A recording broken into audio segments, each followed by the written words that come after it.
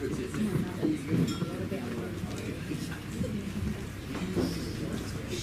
right, we'll get the last part of the afternoon underway, folks. We've heard from Keith Hobb and from Kim Clolworthy, obviously. We move on now to Donna Logan. Yes, if you want to go leave, you leave now. She's had a wonderful career based out of Ruakaka for many, many years. Donna, you must look back on it and think from pretty small, humble beginnings, it's worked up quite nicely in recent years. If I go back to the beginning, George, I don't reckon I'd be here today. Why is that? Can you imagine being like a 10 or 11-year-old kid? Your parents get home in the middle of the night pissed. Keith Hobb and Baggy Hillis, Alvin Clark and all these other drop-kick bastards walk in the house. They're off their chops and I'm ordered outside to get my little Shetland pony in. We've got a log coffee table in the lounge. Baggy's showing them how he won the Great Northern on Brockton and he's jumping my little Shetland pony over the log table in the lounge. They drink all friggin' night. I've got to get up and get myself off to school. Then I've got to clean up all the bottles and piss and smokes and shit everywhere. And they go to the races all day and come back and do it again the next day. They wonderful characters, and you've seen your fair share of characters in the game. But let's start with Ruakaka. You know, you've been there training there for how many years now? Oh, shit. I was a bad jockey. Yeah, we're well aware of that. Couldn't make a go of it. Yeah. So I used to go and ride horses for Les Donaldson, Tony Vitale, The old Mary fella? City Edwards. Yeah. City Edwards I was apprentice to. Dick Wellington. City Edwards and Dick Wellington taught me to ride work many, many years ago, top of the hill at Tikipanga. Young Indian, Norm Morgan, all these people. So I was just one of these dipsticks that drove from farm to farm and rode all the horses round and round and round, and the bastards got so mental going round and round the paddock that in the end I said, listen, if you don't take your horses out to the track, they're going to go mental. And they're like, couldn't quite get the terms of that. So in the end I convinced them all that we'd take them all out to the racecourse, and we shipped about 8 or 10 horses out to Ruakaka. And so I said, well, I'll just work them and feed them, and you guys can come out and watch them work when you want to. Well, shit, you can imagine being out there and they'd come out and everyone had a different idea how to train their horses, and everyone had different... So, yeah, it was just a bloody nightmare. But I'd cut grass on the side of the road at Para Bay. So I lived at Para Bay. Dean and I built a little bloody shack out there, and I'd drive backwards and forwards every day, work these horses, and Coomera Snell, my old mate, dobbed me in because I didn't have a trainer's licence. So I got a permit to train. I was allowed 6 horses, but I think I had 10, so he dobbed me in again, the old bastard. Great mate of yours, huh? Yeah, well, yeah, I worked for him for bloody 7 years as an apprentice, so so then I got a public licence, but John McKenzie, my old mate too, the racecourse DC. Is there anybody in racing that you actually like or like? I'd probably would say, fuck all, but anyway. So actually, they all do you a favour in the long run. So By making you mentally stronger? Yeah, stronger, and just think, well, I'll face every challenge you throw at me. So John McKenzie insisted I became a trainer and had a licence and a house. So we bought a little place at Ruakaka and got a public licence and basically stumbled on from there. In the early days, though, it was more or less you were given all the ones with crooked legs and all the things that had broken down to train at the beach. Oh yeah, anything that had dodgy legs, first place they'd send them was to us. But that was great. It taught us how to really monitor legs and make a horse. Jimmy Gibbs was one of my biggest supporters, Colin Gillings. But Gillo was such an arsehole. He was the toughest prick ever. Hobby, you'd know this. Sir Alberton, to name one of the horses, what we had from him at a time. And I can remember I was heavily pregnant with Samantha. And we took these horses to the races at Ellerslie, and we're up in the top tie-ups in those days. And I'm there, saddles come up to saddle up, and Gillo just walks up and said, "What are you doing here?" I said, well, just brought the horses down for you to race. Get out of here, get out of sight, don't let anybody see you, get out of here. And actually, I might have, no, to be honest, I just had Samantha and she was in the premature unit, so I'd have to rush off to a box and pump milk out of my tits and then drive back to Ruakaka, unload the horses, rush into the hospital, squirt the milk down the nose in a tube and back to work the next day. So I was a little bit vulnerable at those stages of my life. And Gillo tells me to piss off, and I've done all this work on these horses, and I don't want people seeing you around them, they'll know you're doing them. Well, I think I went top of the hill at Ellerslie and sat there and cried for about an hour. I was so gutted. But it taught me to be tougher and stronger and not take any shit. You've certainly progressed from those days now to, in partnership, of course, in recent years with Chris. But you and Dean and then the others come along, that you've had success not only here in New Zealand but also internationally as well. That must give you, and the quality of horseflesh that have come out of Ruakaka, that must give you a great deal of satisfaction. Well, I think we're blessed to have one of the greatest training facilities that I could possibly imagine that I'd want to train on anywhere in New Zealand. We've got the beach, we've got the track.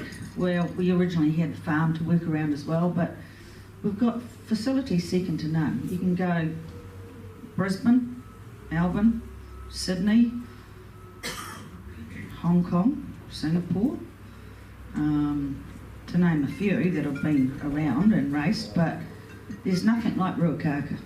One thing about your stable is that you very quickly identify horses that you believe will go through the grades and compete at the very highest level, and you look after them. You've got the facilities here at Ruakaka to look after them as well.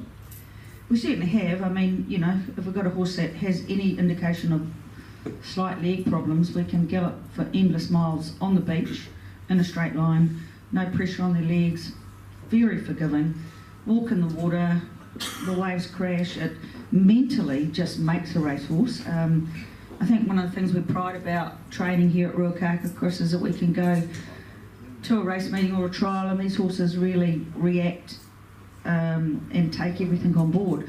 I remember going to the Melbourne Cup with Victory Smile, and shit, you know, that's really daunting for a horse. You're walking up through those roses and there's umbrellas and people screaming, and he just wandered on through like, oh, okay, are these people at the beach digging tuatus or what, you know? And I mean, that's what the mentality of a racehorse is so vital. It's the making or breaking of a lot of them. Everybody said it over the years, that's the distance, you know, from travelling from Ruakaka to the various racetracks down our way. Did you ever get tired, or have you ever tired of the travelling? Nah, have car, got Peter to drive, go to sleep. Yeah, it's a little woman. No, I tell you, it's nothing these days, hey? It's absolutely nothing. When you're an Aussie and they're racing way out in the boomsticks, they travel for 3 times longer than we do. You know, you go back years ago, and I remember going to the races with Jans Bow, and old City Edwards had the old blue Bedford coming down from Newt's old place. What was it called? Paranui Valley Road.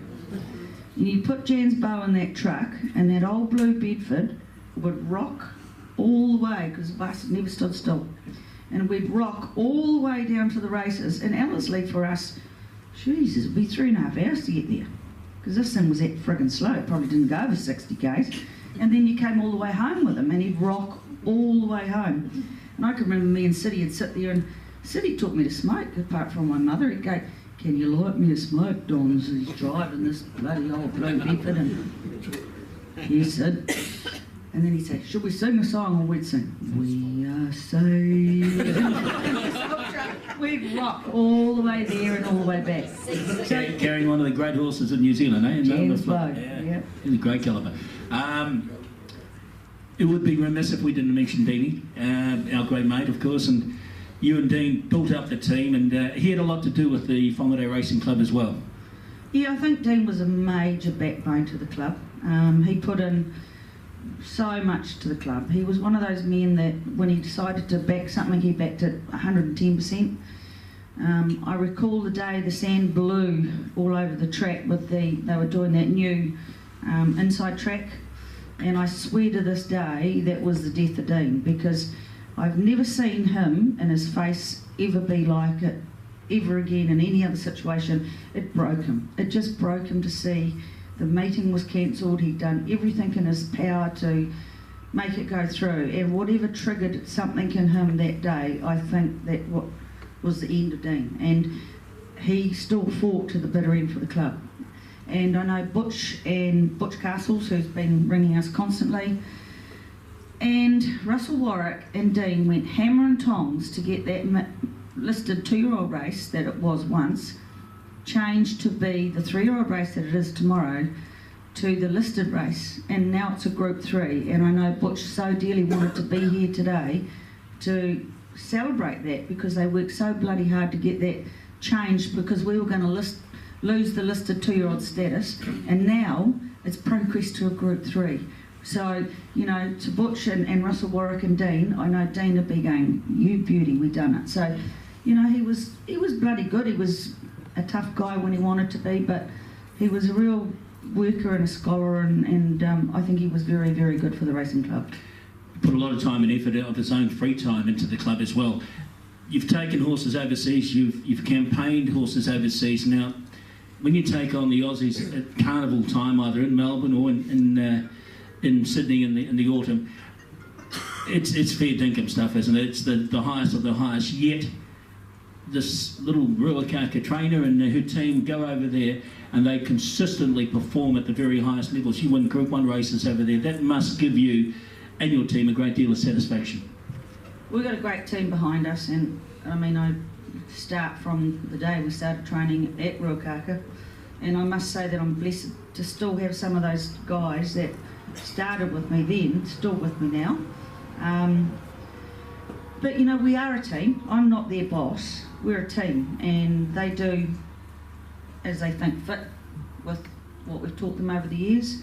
And when we go away, we do seriously take everything on board, and it's just an honour to have now you know, when you're starting out here, everybody knows me. Like, I'm Bruce and Betsy Graham's daughter, Steptoe's daughter. What would she know about training a horse? So who would want to support me? You know? So we've progressed to the point now that we train for Canada, Hong Kong, Australia, America, Singapore, all the places that you could possibly want to have owners. We've got them, and we've got support, and we are the bloody little hicks from nowhere, but we've actually achieved it in a place called Ruakaka. And when I went to Aussie, they'd go, Rua what? Not anymore, mate. Yeah, it must give you a great deal of satisfaction to have that clientele of owners, because it wasn't like that at the start, was it? You didn't have those sort of people sending you those sort of horses with the breeding, but you managed to carve out a niche for yourself and your team. Yeah, and I think, you know, I go way, way back. Northland Racing has been very strong for many, many years, George. I go back to how I got involved in racing was bloody hobbies and baggies and that come up to mum.